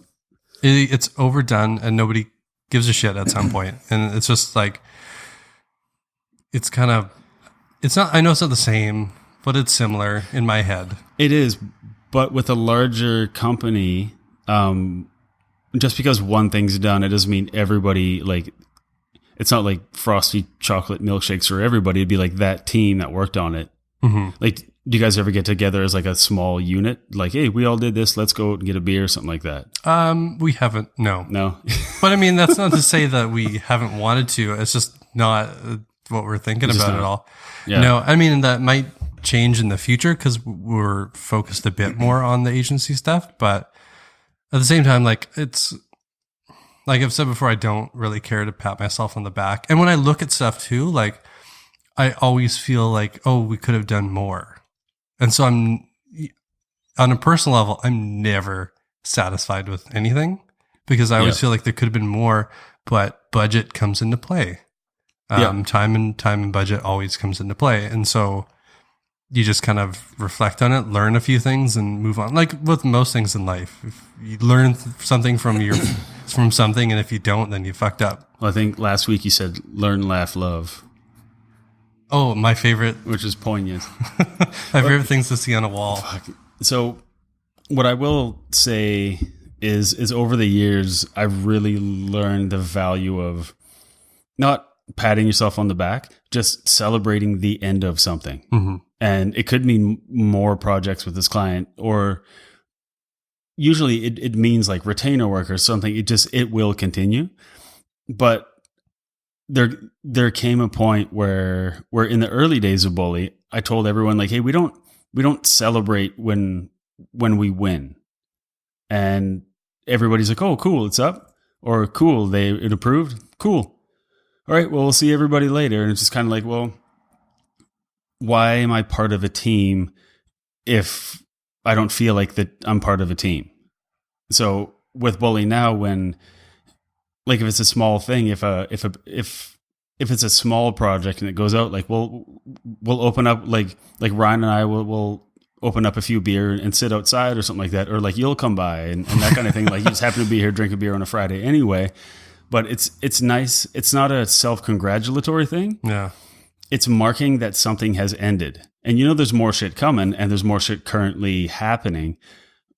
But it's nice to just stop for a minute and not even talk about the project, just to be like, we're all acknowledging that we got through another one.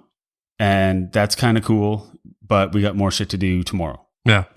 And I didn't do that forever. And working by myself, there's like really no reason to celebrate. But then you should get like a little pack of those like popper streamers. Yeah. So you can sit here and you just put on a party hat and just pop. Oh, I could easily do that. In a drawer at home, we have a bunch of those little drink umbrellas that I break out on fancy occasions. But when I worked just as a freelancer, there was a point, it's like, well, the project ended, so I can either shut that file down and shut down the email and get up from the computer, or I can just move on to the next thing. Mm-hmm. And it's all about timing. If it's on like a Monday morning and you finish something, obviously it's time to crack that bottle of whiskey. We finished something on Monday morning. But there came a thing in our house where if it was something ended, we would kind of celebrate when that check came in.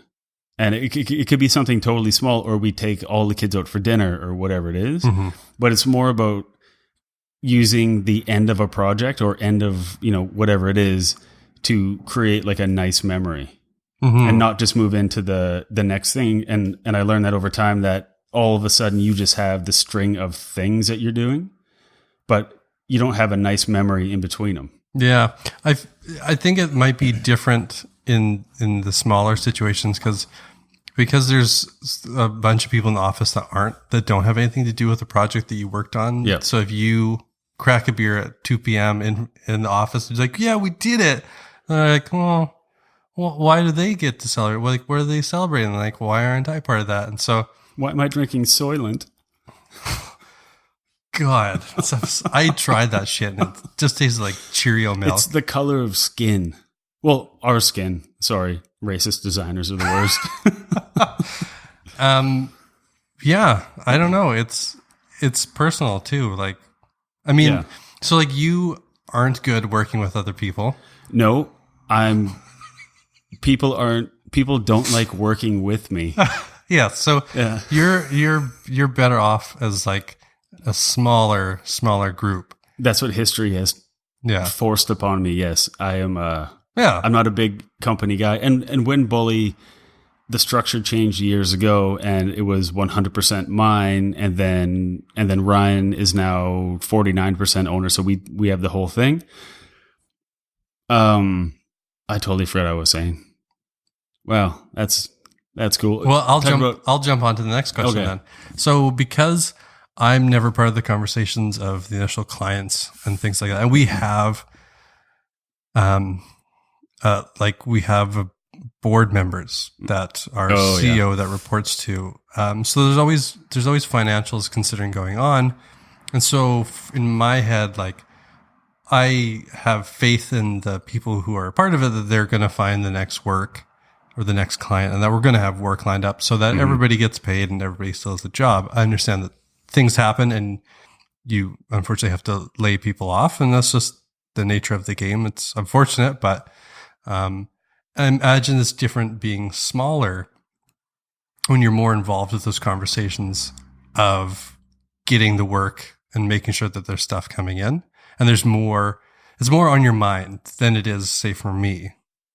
Oh yeah, yeah. Which is zero. We had a week last week like that where when you're 100% responsible for bringing in the projects and paying the bills and doing all the work and keeping all the clients happy, it can get fucking super gnarly and really stressful.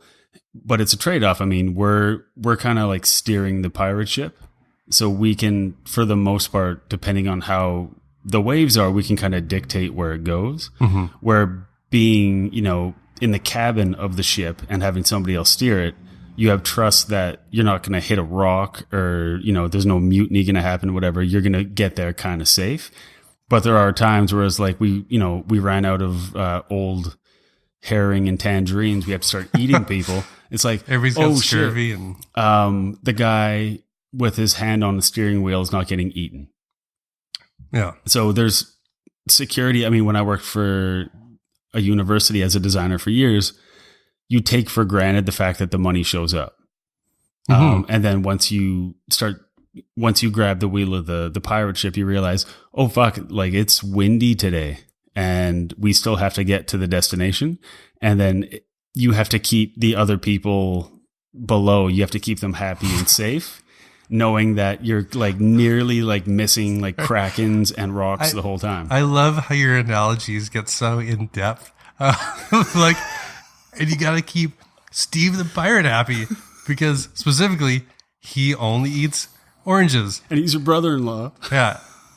And then you got a guy up there looking out for other rocks. Yeah. So the cool thing about running your own like little thing is right now we're in the Bully Design Company studio and we didn't have to ask permission to use the space for the podcast tonight. It's true. And we didn't have to worry about somebody walking in who starts work at 8 p.m. because they're on some other trip. They're on some like nocturnal vampire program. We don't have to worry about them walking in and go, what are you guys doing? And then you have to explain it to them and all that. So there are days where I would gladly exchange freedom for security.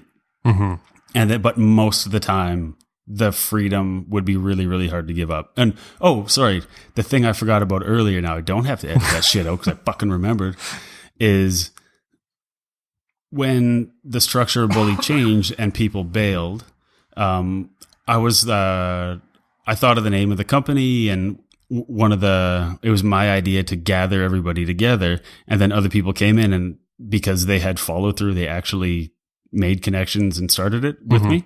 I have ideas all the time, and I follow through on like none of them. I had an idea for like ideas, a wall outlet that's really smart, and I'll sketch it up for you after. Anyway, when people left the company, also I created a clothing company yesterday, but you never know. Called Wall Outlet? No, it's a really good name. It took me 2 days to think of it. I'm so happy. What? Yeah. So what happened was people left, and then word got out that they left. So then I was contacted by other studios to be a part of their studio. And I was interviewed as yourself or as Bully? As me.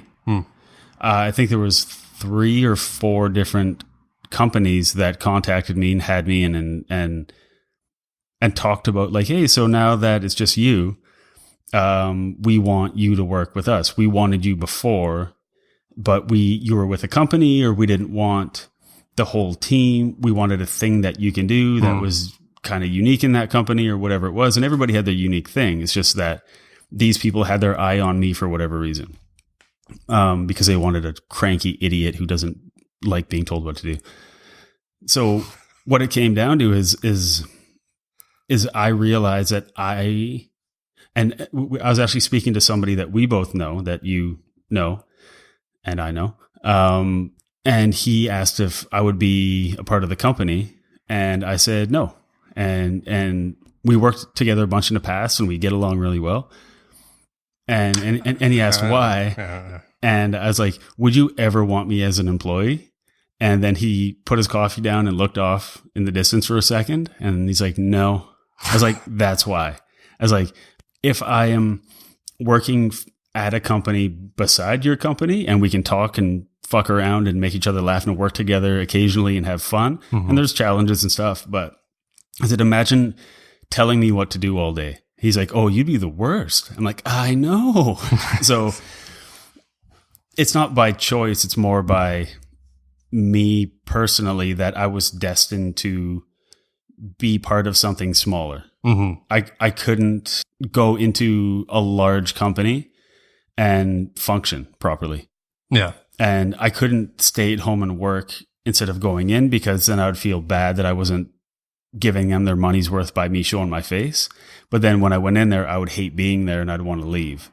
So that sounds fun. It's a lot of fun to do that. But there's one offer that I had where I was reading a book. I think it's called The Secrets of Power Negotiating.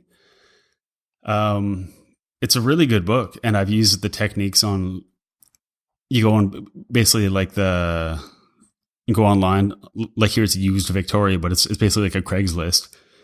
I don't know. So it's Craigslist? Should say Craigslist, so everybody knew what I was talking about. What do you have in Vietnam? Message us at Worst Design Show.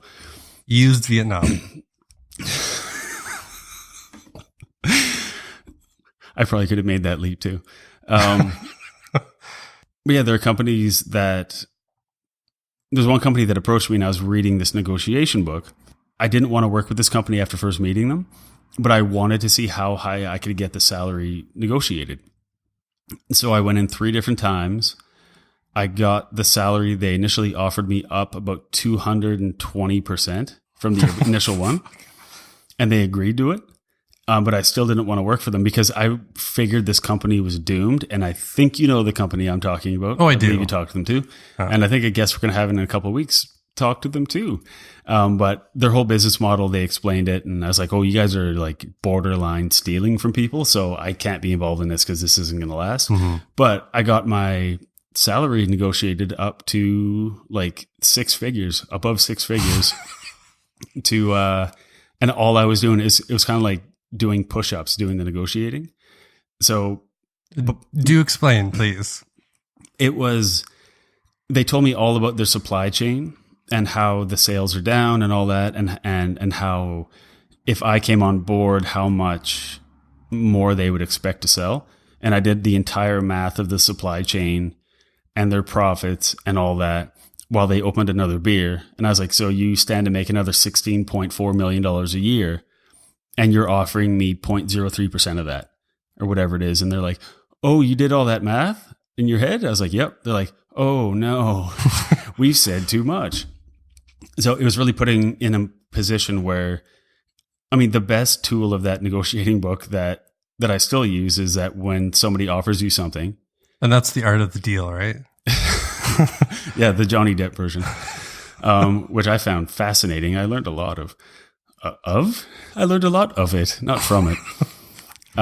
But when anybody offers you anything, and this is a good tactic too, for if you're negotiating with potential clients or anybody, if they lowball you and basically if you say a number, then they have something to fight against, and it's called bracketing. Like you know their price, you know what price you want to pay, and then you go kind of, so if you wanted $75 or something, and I offer you 50, you tell me that you want 100, knowing that even if we meet in the middle, then you get your asking price.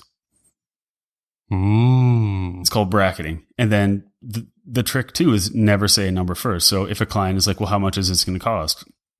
What we do at Bully is we say, what's your budget? And they say, well, how much is it going to cost? And you go back and forth until we say, you know what, we can do X amount for X amount. Like, give us a range. Is it 5 to 10, 10 to 20, 20 to beyond? So you lean on them. You flip it on them. Yeah. Then you fucking up their ass. Give them the pterodactyl. But so, yeah, that's basically what I did with that company. Is I wouldn't tell them a number. I said, you have to do better than that.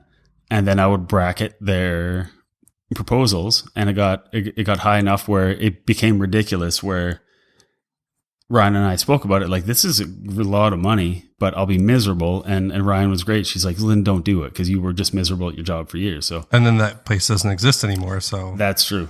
So yeah, the freedom versus the money and security. Mm-hmm. Security to an extent is an illusion. And security is comfort. And 100%. If you're comfortable, then you feel it'll never end until something weird happens and you're like, oh shit, glad that wasn't me. Now I gotta, like, maybe I'll come in a few minutes earlier. Like, I really gotta start putting on not a good show. I gotta be present more. Cause if a round comes up again where they're chucking yahoos off the boat or eating people down below, then you want to be the one that's like, no, we need Marcus, because he's the only one that can work the sails. I don't know why we only brought one guy that can work sails on the sailboat, but we need him. Yeah. So, well, it's like Mike Montero was talking about when they did layoffs years ago at his studio. They said, okay, this isn't personal. It's like who can sell and who can't sell their work. Yeah. And that's all it came down to. And so, yeah, there's when you're with a bigger agency, you do have to consider other things than working with a smaller group or just by yourself. Yeah. So, I mean, for me, we're at hour 42 already. Fuck, we're so dumb. So we should wrap this up soon. But for me, the uncertainty of the next job is stressful with a small company. The freedom is great. There are a lot of days where I would exchange them for each other. Like, I would go for the regular paycheck and the vacation days, but have to be there from 9 to 5 every day and be part of the meetings I don't want to be in and all that. But then there are the other days where I'm just working here and I have the music on. I'm on like my 11th cup of coffee, and I'm very happy. Yeah, there's definitely things to consider if you think, like we say at the end of every episode, when you're struggled with a design challenge or any sort of issue where you actually have to work through it, and you're like, I'm just not fucking getting this, and it's getting frustrating. You're like, man, I wish I could just go to some mindless job, or I don't have to do this with my brain, and I can just do whatever. And then that moment comes into reflection where you're like, no, I would be so miserable, because then my brain would be bored all of a sudden. Yeah. And then you kind of snap back to it, and it's fine. You're pissed off because it's hard to make a picture right now. Fucking, what a stupid thing. Why can't I make it anything but a square? It's just so.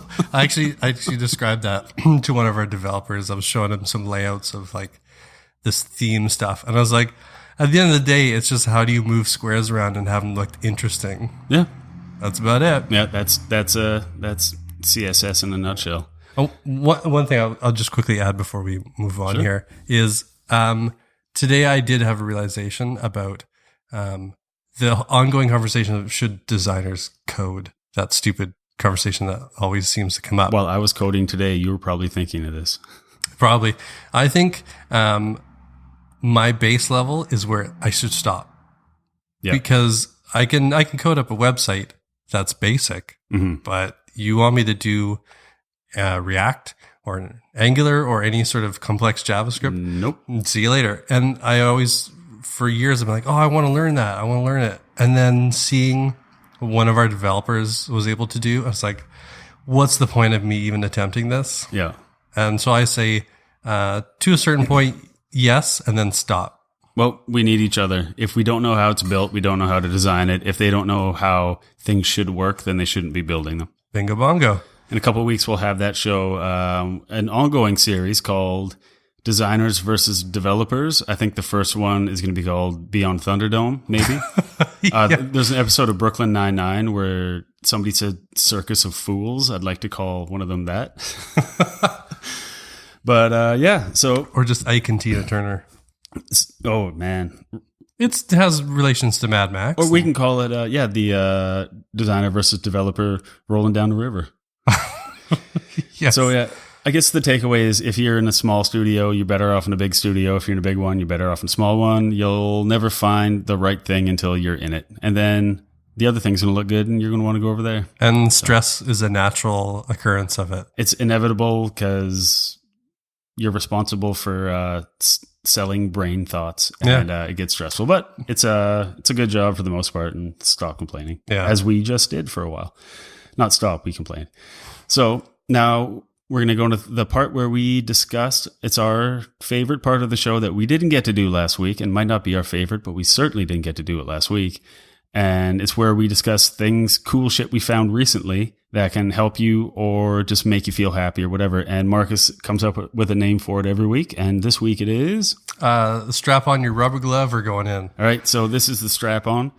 And what did Marcus find this week?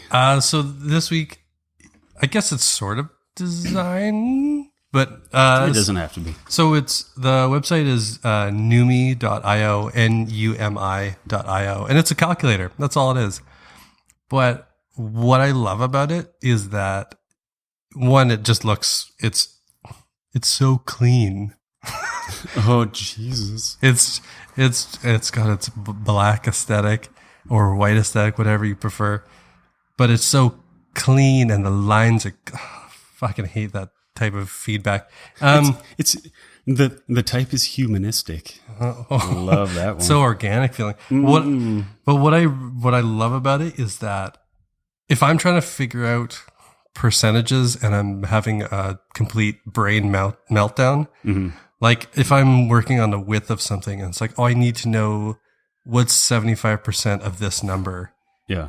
Instead of doing the proper math on it, you can write 75% of that number.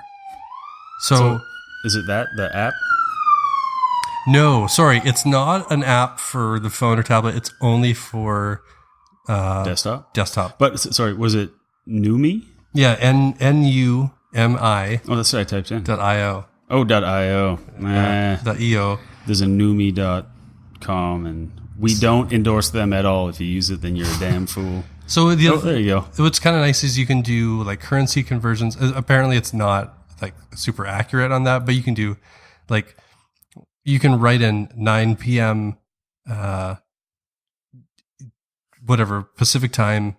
What time is there or whatever? Like in London? Yeah. And it'll tell you that. Oh, that's cool. Maybe not London, but you can put it like GMT and it'll tell you the time difference. It works with currencies, number values, time. Well, that's cool. It's really interesting. And I find it's even better because each value you put in or each line, it saves that so you could keep kind of reusing it. Also, it's like the old school, like the calculator with a tape, like the accountants would use. We could like go back and read it. Yeah, pretty much. Yeah, I'm looking at it right now, and it looks just like a coding window. It looks like you're using like Sublime or something. And I will actually install that tomorrow and start using it But yeah, finding like percentage values and just typing math as you would say it makes more sense. Like you could write in the word plus, you could write in the word minus, and it'll still work. What about anus? 12 anus 1 doesn't work. But you have tried it.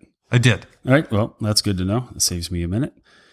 So yeah, we'll post all the stuff we're recommending up in the the strap on designersoftheworst.com and check out episode 5. The title is to be determined, but it'll be something hilarious and whatever.